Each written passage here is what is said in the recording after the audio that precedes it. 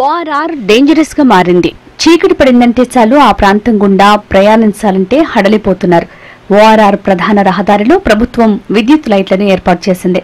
కానీ సర్వీస్ రోడ్లో మాత్రం చిన్నపాటి లైట్లు కూడా లేవు. దీంతో పాదచారులు, సమీప గ్రామాల వారు రాత్రి వేళల్లో సర్వీస్ రోడ్డు వైపు వెళ్లాలంటేనే జంకుతున్నారు. ముఖ్యంగా ఓఆర్ఆర్ అండర్ పాస్ బ్రిడ్జిల కింద ప్రేమికులు, వివాహేతర సంబంధాలు గల వారు రాత్రి వేళల్లో ఇక్కడే అసాంఘిక కార్యకలాపాలకు పాల్పడుతున్నారు. పలు పోలీస్ స్టేషన్ల పరిధిలో రోడ్డు సర్వీస్ ఉంది. పోలీస్ పెట్రోలింగ్ వాహనాలు సైతం నిఘా పెట్టకపోవడంతో వారిని అడ్డుకునే వారి లేకుండా పోయారు. కండ్లకోయ చౌరస్తా సమీపంలోని సర్వీస్ రోడ్డు పక్కనే ఉన్న ఖాళీ స్థలంలో చెట్లు పెరిగి నిర్మానుష్య ప్రదేశంగా మారింది. కొందరు పట్టపగలే చెట్ల పొదల చాటున తమ దందా సాగించారు.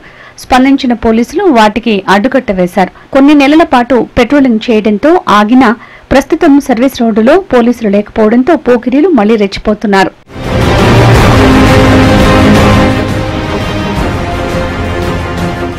శంషాబాద్ లో గతంలో దిశ రేప్ ఘటన కలకలం రేపింది. ఇప్పుడు మళ్లీ అదే తరహాలో ఔటర్ రింగ్ రోడ్ మహిళలపై అత్యాచారాలకు క్యారఫ్ అడ్రస్ గా మారుతోంది.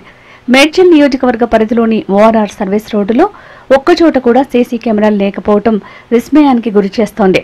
సర్వీస్ రోడ్డులో ఏ ప్రమాదం, నేరాలు జరిగినా పోలీసులు తలలు పట్టుకుంటున్నారు. కేసు దర్యాప్తులో కీలకంగా వ్యవహరించే సీసీ కెమెరాలు లేక నిందితులను పట్టుకునేందుకు పోలీసులు నానా తంటాలు పడాల్సి వస్తోంది. ఈ నెల 24న ఓఆర్ఆర్ సర్వీస్ రోడ్డు పక్కన కల్వర్టు కింద జరిగిన దారుణ హత్య ఘటనను ఛేదించడంలో పోలీసులు 3 రోజుల పాటు శ్రమించాల్సి వచ్చింది.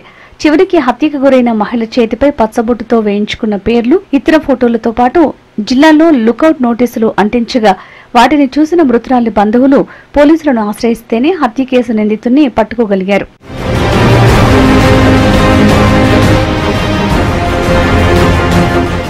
ఓఆర్ఆర్ సమీపంలో జరిగిన హత్యతో వాహనదారులు భయాందోళనకు గురవుతున్నారు.